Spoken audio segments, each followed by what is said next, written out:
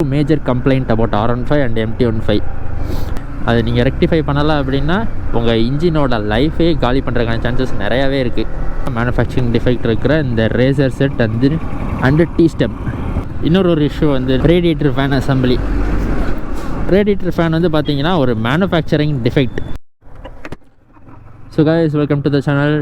Today என்ன topic அப்படின்னா 2 major complaint about R15 and MT15. அதில் ஒரு கம்ப்ளைண்ட் பார்த்தீங்க அப்படின்னா அது தெரியாமல் நீங்கள் போய் வண்டியை வாங்கிடாதீங்க. அப்படி வாங்கணும் அப்படின்னு முடிவு பண்ணிட்டாலும் பி ரெடி ஃபார் தட்.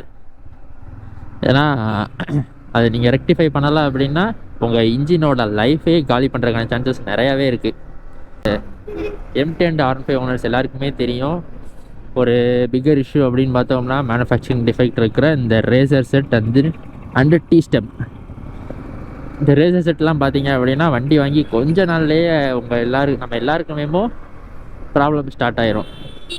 ஏன்னா பம்ப் எல்லாத்துலேயும் போகும்போது கட்டுன்னு சவுண்டு வந்து நம்ம டீ ஸ்டெம்பையும் காலி பண்ணிடும். ஓகே, வண்டி வாங்கணும்னு முடிவு பண்ண அப்புறம் அது எல்லாத்தையும் சமாளிச்சு தான் ஆகணும், வேறு வழி இல்லை. அதுக்கான ஒரு சொல்யூஷன் அப்படின்னு பார்த்தோம்னா நம்ம புது racer set and T stem தான்.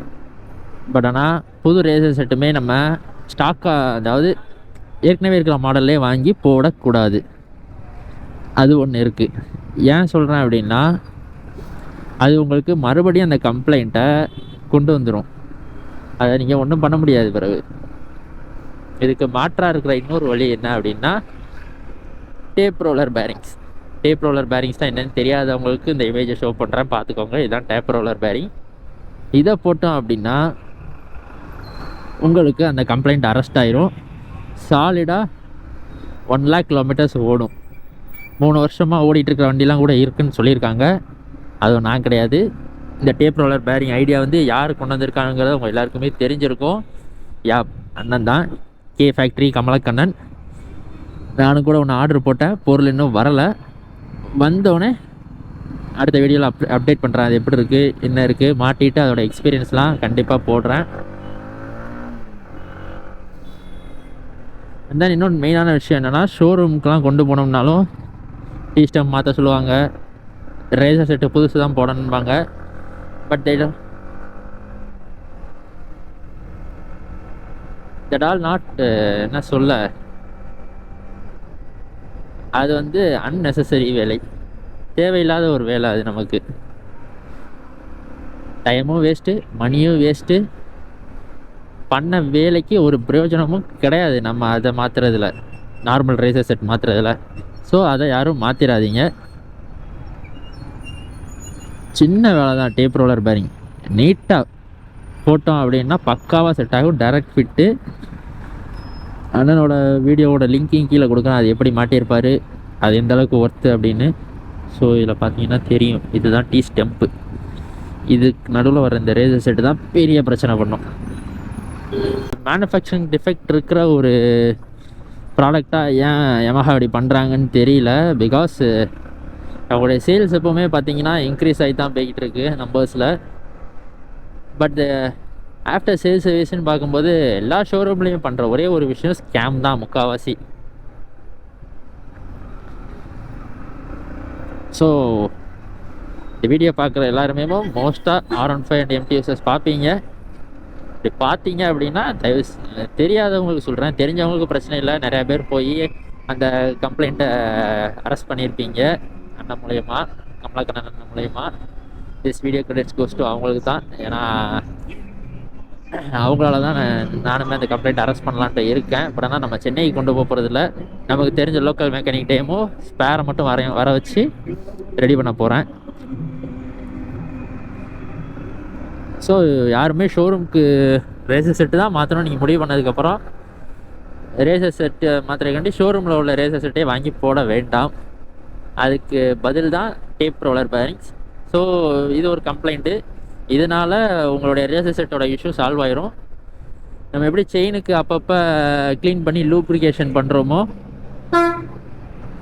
அதே மாதிரி இதுக்கும் அப்பப்போ ரேசர் செட்டை கலட்டி க்ரீஸ் அப்ளை பண்ணிக்கிறது நல்லது.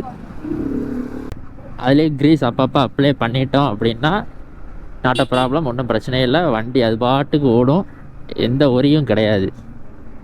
இப்போ இன்னொரு இஷ்யூ வந்து என்னென்னா ரேடியேட்டர் ஃபேன் அசம்பிளி. இது வந்து ஒரு பெரிய தலைவலிங்க எம்டியும் R15 யூசர்ஸ்க்கும். ஏன்னா இந்த ரேடியேட்டர் ஃபேன் ஓடலை அப்படின்னா நம்ம என்னென்ன ஆகுது அப்படின்னா போகிற காலத்தில் கொஞ்ச நாளில் இன்ஜினே சீஸ் ஆயிடுது. இதுக்கு யாருமே பொறுப்பெடுத்துக்க முடியாது. ஏன்னா நீங்கள் தான் வண்டி ஓட்டுறீங்க, எதுவுமே பண்ண முடியாது. நீங்கள் ஃபேன் ஓடாத சமயம் கவனித்து கொண்டு போயிட்டீங்கன்னா கூட you can claim new fan in showroom. But the engine will சீஸ்னா சாரி நண்பா, யூ கான்ட் டூ எனிதிங். உங்களால் ஒன்றும் பண்ண முடியாது, அந்த சுச்சுவேஷனுக்கு வந்துடும். ஏன்னா ரேடியேட்டர் ஃபேன் வந்து பார்த்தீங்கன்னா ஒரு manufacturing defect. That brand was Kinetic Green. They are the whole supplier for MD. So அந்த ஃபேன் வந்து பார்த்தீங்கன்னா இப்போ நம்ம கம்மிங் டு த பாயிண்ட்டு, அந்த ஃபேன் வந்து பார்த்தீங்க அப்படின்னா கைனட்டிக் கிரீன் தான் சப்ளை பண்ணுறாங்கன்னு சொன்னேன் இல்லையா? Yeah, that was a manufacturing defect. ஏன்னா அது வந்து காலப்போக்கில் ரன் ஆகி அதில் உள்ள கார்பன் புஷ்ஷே தேஞ்சி மேக்னெட்டிக்கில் பட்டு ஷார்ட் ஆயிரும். பட் ஆனால் ஷோரூம்ஸ் அதை ஒத்துக்கிட மாட்டாங்க. நீங்கள் தான் பண்ணிட்டீங்க, நீங்கள் ரேடியேட்டர் கார்டு போட்டது தான் பிரச்சனை, நீங்கள் சுவிட்ச் மாட்டினது தான் பிரச்சனை, ஃபாக் லேம்ப் போட்டது தான் பிரச்சனை முதற்கொண்டு எல்லாத்தையும் சொல்லுவாங்க, சம்மந்தமே இல்லாததெல்லாம். பட் அதனால் நம்பிடாதீங்க. உங்களால் என்ன பண்ணி அதை சால்வ் பண்ணி கிளைம் பண்ண முடியுமோ வாரண்டிக்கு அதை கிளைம் பண்ணிடுங்க. அதை மட்டும் விட்டுறாதீங்க. 2-3 தடவை கூட கிளைம் பண்ணலாம், உங்களுடைய பேச்சு திறமையை பொறுத்துன்னு கூட சொல்லலாம் அதை. அதே நேரம் பட் ஆனால் நீங்கள் என்ன தான் கிளைம் பண்ணி போட்டாலும் ஒரு கட்டத்துக்கு மேலே மறுபடியும் நீங்கள் ரூபா கொடுத்து மாற்றுற சுச்சுவேஷன் வரும்போது கைனட்டிக் பிராண்ட் யூஸ் பண்ணாமல் பேனசோனிக் பிராண்டோட ஃபேனை யூஸ் பண்ணுங்கள். That was the most recommended one. ஏன்னா பேனசோனிக் ஃபேன் தான் V3 அண்டு MT15 வெர்ஷன் 1லலாம் வந்துச்சு. அதனால் உங்களுக்கு எந்த இஷ்யூவும் கிடையாது. நீங்கள் ரேடியேட்டர் கார்டே போட்டாலும் வண்டி ஓடிக்கிட்டே இருக்கும். இன்ஃபேக்ட் நான் கூட என் வண்டியில் ரேடியேட்டர் கார்டு போட்டு தான் யூஸ் பண்ணிக்கிட்டு இருக்கேன். ஏன்னா ட்ரிப்பெலாம் லாங்காக அடிச்சுட்டு வந்தேன், 4க்கு ரேசர்லாம் போனதுக்கப்புறம் கூட லாங் அடிச்சுட்டு வந்தேன். அப்போலாம் ரேடியேட்டர் வசமாக ஓடிச்சு வித் ரேடியேட்டர் கார்டு தான். பேனசோனிக் ஃபேன் நான் மாற்றிட்டேன். ஒரு தடவை கிளைம் பண்ண போனேன், அது இதுன்னு காரணம் போடா தூர அப்படின்ட்டு பேசி மாற்றியாச்சு. அது எந்த ஷோரூம்னு நான் சொல்ல விரும்பலை, ஏன்னா எல்லா ஷோரூமே ஒஸ்ட்டு தாங்க, எந்த மாற்றமும் கிடையாது. ஆனால் ஷோரூமில் சில நல்லவங்களும் இருக்காங்க. அந்த நல்லவங்களுக்கு மதிப்பு கிடைக்காததுனால அவங்க வெளியே கிளம்ப வேண்டிய சுச்சுவேஷனுக்குலாம் வந்துடுது. சரி, ஓகே, தட்ஸ் அதர் டாபிக். அதை பற்றி நம்ம இன்னொரு நாள் பேசிக்கலாம். ஸோ இது ஒரு பிரச்சனை இருக்குது. ஏன்னா சில பேர் ரேடியேட்டர் ஃபேன் ஓடுறது, அதாவது நிற்கிறது நின்றுருக்கும், ஓடாமல் ஜாம் ஆகி நின்றுருக்கும். அதெல்லாம் தெரியாமலேயுமோ இப்போ வரைக்கும் ஓட்டிக்கிட்டே இருப்பாங்க. சிட்டிக்குள்ளேயும் ஓட்டியிருப்பாங்க. ஹை டெம்பரேச்சர் ஆகும், கூலண்ட் ஓவர்ஃப்ளோ கூட ஆகும் சில நேரங்களில். ஹீட்டில் அந்த இன்ஜின் சீஸ் ஆகிடுது. அதை கவனிக்காமல் கஸ்டமர்ஸு 15,000 20,000 மறுபடியும் செலவு பண்ண வேண்டிய சுச்சுவேஷனுக்கு போயிடுது. ஏன்னா ஒரு சிலிண்டர் கிட்லாம் எடுத்துக்கிட்டோம்னா ரேட் அதிகமாக போகும். ஏன் இன்ஃபேக்ட் நம்ம டீ ஸ்டெம்ப்லாம் புதுசு போடணும்னு நினச்சா கூட 3,400 ருபீஸ் ஸ்பேரோட காஸ்ட்டு மட்டும் டீ ஸ்டெம்ப். ஸோ பார்த்தே வாங்குங்க. ஃபேனோட ப்ரைஸ், ரேடியேட்டர் ஃபேனோட ப்ரைஸ் வந்து 2 டைப்பில் இருக்குது. ஒன்று கைனட்டிக் க்ரீன், அது 2000 சம்திங் நியர்லி வந்துடும். இன்னொன்று பார்த்தோம் அப்படின்னா Panasonic, that is the valuable fan. ஏன்னா டிமாண்டு ரொம்ப அதிகம் அந்த ஃபேனுக்கு. சில நேரம் ஷோரூமில் கூட கிடைக்காது, வாய்ப்பு ரொம்ப கம்மியாக இருக்கும். பேனசோனிக்கோட ப்ரைஸ் வந்து பார்த்தீங்க அப்படின்னா அரௌண்ட் 2700 வந்துடும். ஏன்னா ஒர்த்து, ஆனால் உண்மையிலேயே. ஸோ ஸ்பேரோட ப்ரைஸ் எல்லாமே காஸ்ட் அதிகம்தான், வேறு வழி கிடையாது. பட் ஆனால் குவாலிட்டி வந்து உண்மையிலே ஒர்த்தாக இருக்குங்க. குவாலிட்டின்னு பற்றி பேசினா நிறையாவே பேசணும். ஸோ நம்ம அந்த பாயிண்ட்டை கட் பண்ணிக்குவோம். பட் ஆனால் அந்த ப்ரைஸுக்கு அது வேல்யூபிள். இந்த 2 பிரச்சனையும் நம்ம சரி பண்ணிட்டோம் அப்படின்னா ஒன்றும் பிரச்சனையே இல்லை. வண்டி அது பாட்டுக்கு போய்கிட்டே இருக்கும். சாலிடாக உங்களுக்கு லேக்ஸ் அண்ட் லேக்ஸ் கிலோமீட்டர்ஸ் ஓடிக்கிட்டே தான் இருக்கும்.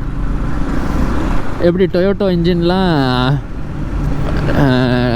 லேக்ஸ் அண்ட் லேக்ஸ் கிலோமீட்டர்ஸ்லாம் ஓடின பிறகும் கூட ஸ்டார்ட் பண்ணோடனே கண்டிஷன் லைக் நியூ மாதிரி இருக்கும். சம் இன்ஜின்ஸ்லாம் அந்தளவுக்கு மெயின்டைன் பண்ணியிருப்பாங்க, ரிஃபைன்மெண்ட்டு செமையாக இருக்கும். ஸோ அந்த மாதிரி டெஃபினட்டாக நம்மளும் வச்சுருக்க முடியும் Yamaha இன்ஜின்ஸை. Yamahaவை பொறுத்த வரைக்கும் அதுதான் quality. Japanese is the best quality engines. அதுக்காக மற்ற இன்ஜின்ஸை நான் குறை சொல்ல விரும்பலை, மற்ற இன்ஜின்ஸுமே நல்ல இன்ஜின்ஸ் தான். பட் ஆனால் ஜாப்பனீஸ் இஸ் ஒன் ஸ்டெப் ஃபார்வேர்டாக இருக்காங்க. Because the well tuned engines Yamaha. Okay, that's the other topic. நம்ம அதை அப்புறம் பற்றி பேசலாம். இப்போதைக்கு இதுதாங்க ரெடிட்டர் ஃபேன் பேனசோனிக் போட்டுக்கோங்க. MT-15 வச்சுருக்கிறவங்களும் R15 வச்சுருக்கிறவங்களும். And then racer செட்டுக்கு வந்து நார்மல் ரேசர்ஸ் போடாமல் tape roller bearing. That is the solution for that. இது ரெண்டையுமே பண்ணிட்டோம் அப்படின்னா you not need to worry. நீங்கள் பாட்டுக்கு தைரியமாக போகலாம், எந்த பிரச்சனையும் இருக்காது, நம்பி எங்கேனாலும் போகலாம். ஸோ கைஸ், இந்த வீடியோ இதோட எண்ட் பண்ணிக்கிறேன். தேங்க்ஸ் ஃபார் வாட்சிங், கீப் சப்போர்ட்டிங். அடுத்த வீடியோவில் பார்க்குறேன். Until then it's Karthik, bye.